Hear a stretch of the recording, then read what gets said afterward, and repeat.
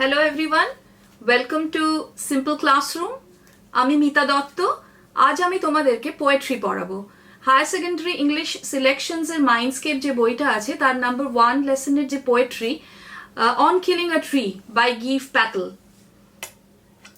Give Patel was born on August 18, 1940. He was a poet, playwright, painter and physician by profession. এবং green movement বলে যে এনভায়রনমেন্টের প্রোটেকশনের যে মুভমেন্টটা আছে সেটাতে তিনি অ্যাক্টিভ পার্টিসিপেন্ট। এই অন কিলিং আ ট্রি পোয়েমটা আমরা পড়তে গিয়ে দেখব এই রিফ্লেকশনটাই তার এনভায়রনমেন্টের প্রতি যে ভালোবাসা এবং প্রোটেকশনের জন্য যে তার আন্দোলন সেইটা কিন্তু পুরো রিফ্লেক্টেড হয়েছে এই কবিতাটাতে। প্রথমে আমরা পোয়েমটার সিনপসিস দেখে নেব, outline of the poem. Killing a tree is very difficult and time consuming. এটা কিন্তু কবি যখনই শুরুতে লাইনটা শুরু করেছেন উনি এই সরাসরি কথাটা বলে শুরু করেছেন, it takes much time to kill a tree. Not a simple jab of the knife will do it. শুধুমাত্র একটা ছুরির আঘাত কিন্তু একটা গাছকে শেষ করে দিতে পারে না। কেন পারে না? A tree grows gradually binding itself to the soil. সেটা দেখো এখানে আছে, it has grown slowly consuming the earth, rising out of it, feeding upon its crust, absorbing years of sunlight, air, water, and out of its leprous height sprouting leaves. পৃথিবীর ভেতর থেকে সে কিন্তু নিজেকে স্থাপন করছে। কিভাবে? সে ভেতর থেকে সব উপকরণ নিচ্ছে এবং বাইরে থেকে সানলাইট, ওয়াটার, এয়ার এগুলো নিচ্ছে। অর্থাৎ পৃথিবীর বাইরে এবং ভেতর দুটো থেকেই সে কিন্তু সমস্ত উপাদান নিয়ে নিজেকে একদম খুব দৃঢ়তার সাথে বড় করে তুলছে। Humans cut and chop trees, এবং তারপরেই কিন্তু the poet is speaking about hacking and chopping. কেটে ফেলা হচ্ছে কিভাবে গাছকে, কিন্তু সেটা একাই কিন্তু গাছটাকে শেষ করে দিতে পারে না, মানুষ যতই তাকে অনিষ্ট করার চেষ্টা করুক। The wounds produce sap just as humans bleed.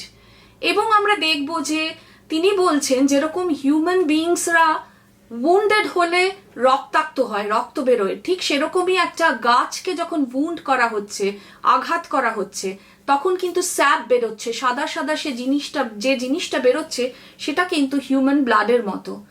সুতরাং এই কবিতাটাতে আমরা বারবার দেখব কবি কিন্তু গাছকে হিউম্যান অ্যাট্রিবিউটস দিয়েছে। শুরুতেই যেরকম অন কিলিং আ ট্রি আমরা টাইটেলটা যে দেখছি, এই টাইটেলের মধ্যে কিলিং শব্দটা আছে। কিলিং কিন্তু একটা লিভিং বিইং যেটা আছে, ইউজুয়ালি কোনো প্রাণীকে যখন মেরে ফেলা হয় তখন কিন্তু এই কিলিং শব্দটা বলা হয়। এইটা একটা হিউম্যান অ্যাট্রিবিউট। এবং এই কবিতার মাঝে প্রথমে গাছ যে এত সুন্দর করে পৃথিবী থেকে সমস্ত রসদ নিয়ে বেড়ে উঠছে, হিউম্যানরা কিন্তু এত ক্রুয়েল, ওরা কিন্তু ভুলে যাচ্ছে eternal bond of the trees with the world, with all the living things that are in the world. তারা কিন্তু নিজেরা মার্ডারার, ব্রুটাল কিলার হয়ে নিজেদেরকে প্রমাণ করছে। So what are they doing? They are hacking and chopping. So hack and chop, but this alone won't do it. কিন্তু গাছকে কিন্তু ওভাবে কিল করা যাচ্ছে না, মেরে ফেলা যাচ্ছে না। Not so much pain will do it. এত ব্যথা দিচ্ছে তাকে। তোমাদের বললাম গাছকে তিনি হিউম্যান অ্যাট্রিবিউটস দিয়েছে, এই পেনটা হলো সেরকমই। হিউম্যান বিংস যেরকম আঘাতপ্রাপ্ত হলে তাদের ব্যথা হয়, গাছেরও কিন্তু ব্যথা করছে। কিন্তু এই এত ব্যথাটাও কিন্তু এনাফ নয়। তার যে ব্লিডিং বার্কটা, তার যে গাটা এরকম ভাবে ব্লিড করছে, স্যাপ বেরোচ্ছে, সেইটা কিন্তু আস্তে আস্তে হিলড হয়ে যাচ্ছে, সেটা কিন্তু আস্তে আস্তে সেরে যাচ্ছে। এবং সেরে গিয়ে কি হচ্ছে? The wounds heal with time to shoot new leaves. সেখান থেকে কিন্তু নতুন পাতা বেরোচ্ছে। এবং সর্বশেষে আমরা কি দেখছি? To kill a tree it has to be uprooted. এইভাবে ট্রিকে কিন্তু শেষ করে দেওয়া যাচ্ছে না, মেরে ফেলা যাচ্ছে না। তার সেই জায়গা থেকে, যেখানে তাকে কেটে ফেলা হচ্ছে, সেই জায়গা থেকে নতুন পাতা গজাচ্ছে এবং সেইটা কিন্তু তাকে আবার আগের মতো অত বৃহৎ একটা আকার দিয়ে দিচ্ছে। এবার গাছকে কিল করতে গেলে সম্পূর্ণভাবে কি করতে হবে? ওটাকে আপরুট করে দিতে হবে। পৃথিবীর ভেতরকার যে রসদ নিয়ে সে নিজেকে এত বড় করেছে, পৃথিবীর সাথে আষ্টে পৃষ্ঠে বেঁধে রেখেছে, সেটাকে কিন্তু তুলে ফেলতে হবে। Roots have to be detach from the soil. শেকড়গুলো যেগুলো সয়েলের মাটির গভীরে চলে গেছে সেগুলোকে কিন্তু টেনে ছিঁড়ে ফেলে দিতে হবে। এবং শুধুমাত্র আপরুট করে দিলেই কিন্তু গাছটা শেষ হয়ে যায় না। তোমরা সাম্প্রতিক উমপুন ঝড়ে দেখেছো অনেক গাছ কিন্তু আপরুটেড হয়ে গেছে, কিন্তু সেগুলোকে কিন্তু বন দপ্তর থেকে আবার দাঁড় করিয়ে মাটির সঙ্গে মাটির ভেতরে পুঁতে দিয়ে আবার সেগুলোকে জীবন দেওয়া হয়েছে। সুতরাং শুধুমাত্র আপরুট করেও কিন্তু গাছকে শেষ করে ফেলা যায় না। গাছকে আপরুট করলে কি বেরোয়? তার ভেতরের যে সাদা সেনসিটিভ অংশ যেটা মাটির তলায় লুকোনো থাকে সেটা এক্সপোজড হয়ে যায়। এবং সেটা এক্সপোজড হয়ে গিয়ে কি হয়, আস্তে আস্তে অনেকটা গরমে অনেকটা হাওয়া পেয়ে সেগুলো শুকোতে থাকে। যখনই সে মাটির সাথে সেই শেকড়গুলো বিচ্ছিন্ন হয়ে যায় তখন কিন্তু গাছটা আস্তে আস্তে লাইফলেস হয়ে যায়, আস্তে আস্তে মৃত হয়ে যায়। আমরা দেখি সেই সাদা সাদা জল জলে ওয়েট যে শেকড়গুলো সেগুলো আস্তে আস্তে শুকিয়ে যাচ্ছে, খয়েরি হয়ে যাচ্ছে, ব্রাউন হয়ে যাচ্ছে, টুইস্ট করে যাচ্ছে, শুকিয়ে গেলে যেরকম দেখি একা বেঁকা হয়ে যায় সেরকম হয়ে যাচ্ছে, শক্ত হয়ে যাচ্ছে। এবং এইভাবে কিন্তু গাছটা অবশেষে মারা যাচ্ছে। অর্থাৎ আমরা দেখছি প্রথমেই যে কবি শুরু করেছিলেন, ইট tax much time to kill a tree, এই কথাটা কিন্তু লাস্টে গিয়ে প্রমাণিত হচ্ছে যে অনেকটা সময় লাগছে একটা গাছকে সম্পূর্ণভাবে মেরে ফেলতে। এটা হলো মোটামুটি কবিতাটার যে সিনপসিস সেটা। এখানে তোমাদের স্ক্রিনে দেখো একটা চার্ট মতো করা আছে, এটা তোমাদের এই যে পুরো পোয়েমটা কিভাবে ফ্লো হচ্ছে সেইটা এখানে দেওয়া আছে। এটা দেখলে তোমাদের হয়তো পরপর ইভেন্টসগুলো মনে রাখতে সুবিধা হবে। A lot of work to root it out completely. অনেক এফোর্ট দিতে হয় গাছটাকে সম্পূর্ণভাবে রুটলেস করে দেওয়ার জন্য, মেরে ফেলার জন্য। Tree grown strong with sunlight, water and nutrients of soil. এটা আমরা প্রথম স্ট্যান্জাতেই পড়েছি। পৃথিবীর বাইরে থেকে, পৃথিবীর ভেতর থেকে, মাটির ভেতর থেকে তারা উপকরণ নিয়ে একটা ট্রি বড় হয়ে ওঠে। Even the bark has leaves. এক জায়গায় আমরা দেখছি লেপ্রাস হাইড লেখা আছে। লেপ্রাস অর্থাৎ কুষ্ঠ রোগীদের যেরকম একদম রাফ স্কিন হয়, সেই রকম রাফ যে গাছের বার্ক গুলো আছে, ছালগুলো আছে, সেখান থেকেও কিন্তু ছোট ছোট পাতা বেরোয়। Take out its root completely to kill it. কোনো আঘাত তাকে কিন্তু শেষ করে দিতে পারে না, তার রুটস গুলোকে বার করে নিতে হয়, তারপরে এটাকে এক্সপোজ করতে হয় সানলাইট অ্যান্ড হিটে, তারপরেই কিন্তু এটাকে কমপ্লিটলি মেরে ফেলা যায়। এই কবিতাটা পড়তে গিয়ে তোমরা দেখবে এখানে কিছু ফিগার্স অফ স্পিচ বা কিছু পোয়েটিক ডিভাইসেস এই কবিতাটাকে আরো প্রাণোজ্জ্বল করার জন্য ব্যবহার করা হয়েছে। একটা হলো alliteration, it tax much time to kill a tree. একটা লাইনের মধ্যে যখন একটা পার্টিকুলার শব্দ, একটা পার্টিকুলার অ্যালফাবেটের রিপিটেশন হচ্ছে, এখানে যেরকম টেকস টাইম টু ট্রি যখন ব্যবহার করা হচ্ছে তখন এটাকে অ্যালিটারেশন বলা হচ্ছে। এবং এই ফিগার অফ স্পিচটা বা এই পোয়েটিক ডিভাইসটা কবিতাটার মধ্যে একটা মিউজিক্যাল এফেক্ট দেয়, একটা ছন্দ দেয়। এরপরে আছে পার্সনিফিকেশন। পার্সনিফিকেশন অর্থাৎ পার্সনিফিকেশন ইউজুয়ালি কিন্তু একটা হিউম্যান বিইংকে দেওয়া হয়।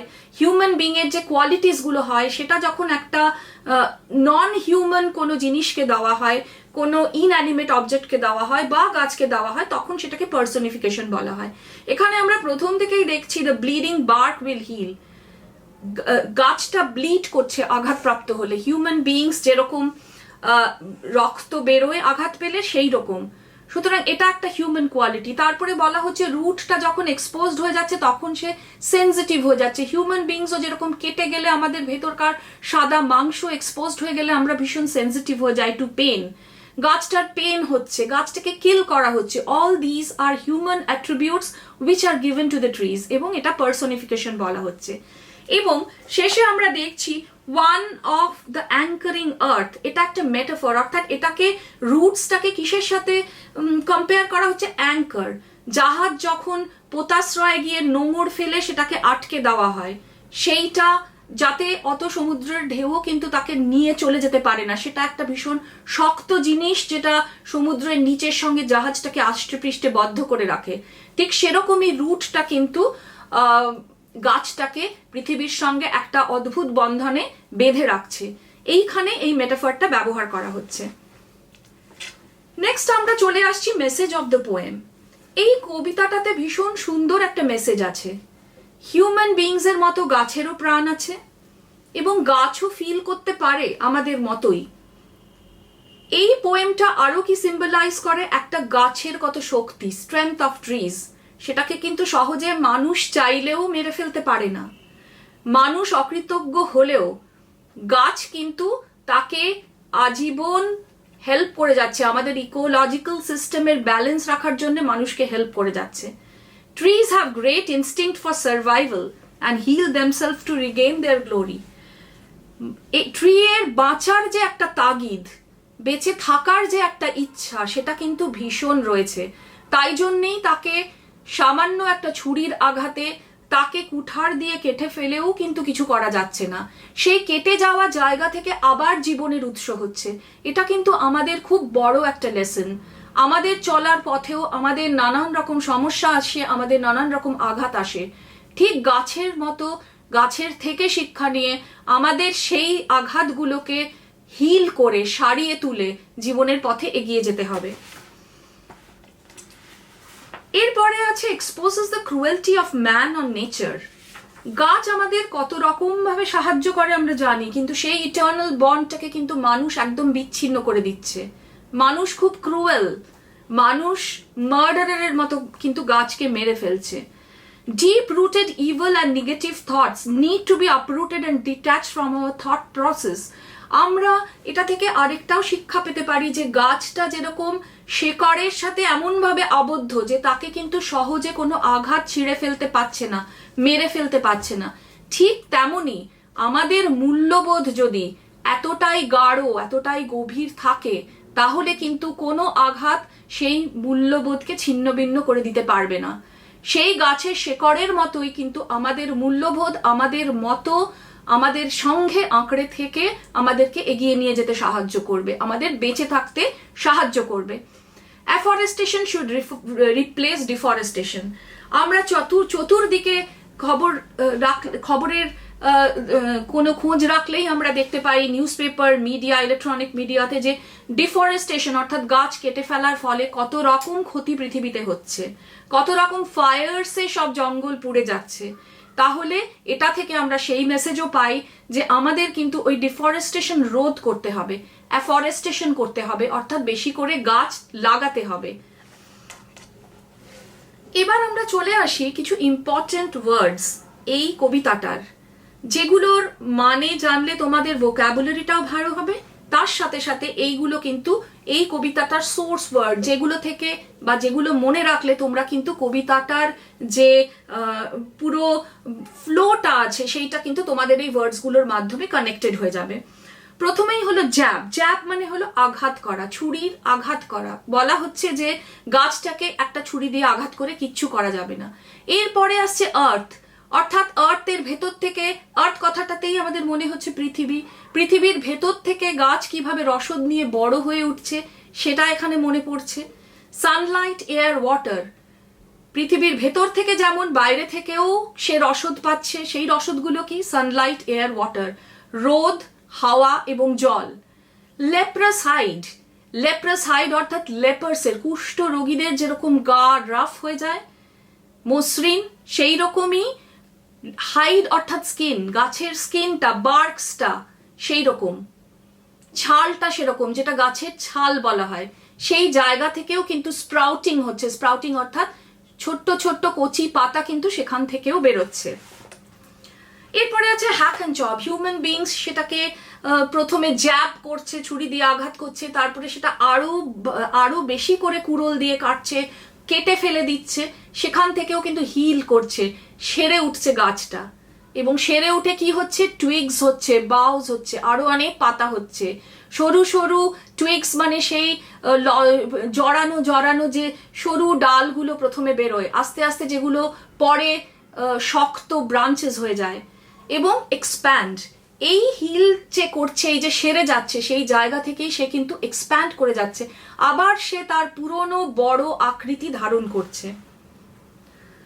অ্যাঙ্কারিং আর্থ, অর্থাৎ এই যে রুটস গুলো নোঙরের মতো, জাহাজের নোঙরের মতো গেথে থাকছে, তাকে অনেক কষ্ট করে আপরুট করে দিতে হচ্ছে, স্ন্যাপড আউট করে দিতে হচ্ছে, বার করতে হচ্ছে, সেইটা এখানে বলা হচ্ছে। আর্থ কেভ, এবং সে এতটাই পৃথিবীর মধ্যে নিজে গভীরভাবে আষ্টে পৃষ্ঠে রয়েছে যে তাকে আপরুট করে দেওয়ার পরে পৃথিবীর মধ্যে কিন্তু বড় একটা গুহ তৈরি হচ্ছে, একটা গর্ত তৈরি হচ্ছে, একটা ফাঁকা জায়গা হয়ে যাচ্ছে যেখান থেকে সেই গাছটা হারিয়ে যাচ্ছে। এবং তার ফলে কি হচ্ছে, গাছটার যে গোড়াগুলো আছে, সেনজিটিভ স্পর্শকাতর যে ভিজে ভিজে রুটস গুলো আছে, শেকড়গুলো আছে, সেগুলো এক্সপোজড হয়ে যাচ্ছে, সেগুলো বাইরে বেরিয়ে যাচ্ছে, এবং সেগুলো সাদা সাদা দেখতে, সেগুলো ওয়েট, যেহেতু সেগুলোর মধ্যে জল রয়েছে, প্রাণ রয়েছে, সেগুলো কিন্তু ভিজে ভিজে। এবার সেটা সে কি করে শেষ হয়ে যাচ্ছে, যখনই সেটা ছিন্নমূল হয়ে যাচ্ছে, পৃথিবী থেকে বাইরে বেরিয়ে আসছে, তখন সেটা আস্তে আস্তে স্কচিং, চোকিং, হার্ডেনিং, টুইস্টিং, উইদারিং, অর্থাৎ সেটা রোদে পুড়ে যাচ্ছে, চোকড হয়ে যাচ্ছে। যখনই তার প্রাণটাকে বার করে নেওয়া হচ্ছে, তখন যেন তার নিঃশ্বাস বন্ধ হয়ে যাচ্ছে এবং শক্ত হয়ে যাচ্ছে, আস্তে আস্তে শক্ত হয়ে যাচ্ছে, মানে আস্তে আস্তে কিন্তু সে প্রাণটাকে হারাচ্ছে। সে তার ওই নরম গোড়াগুলো আস্তে আস্তে খয়েরি দেখতে হয়ে যাচ্ছে, শক্ত হয়ে যাচ্ছে, বেঁকে যাচ্ছে, এবং তার মৃত্যু ঘটছে। কমন এরার্স, কবিতাটা তো আমরা পড়লাম, কবিতাটা ভালো করে জেনে পরীক্ষাতে যাতে আমরা ভালো করে উত্তর দিতে পারি, সেই জন্য নিজেদেরকে প্রস্তুত করার জন্য কিছু কমন এরার্স আমাদেরকে দেখে নিতে হবে। প্রথমেই হলো স্পেলিং মিস্টেক, যেটা তোমরা করে থাকো।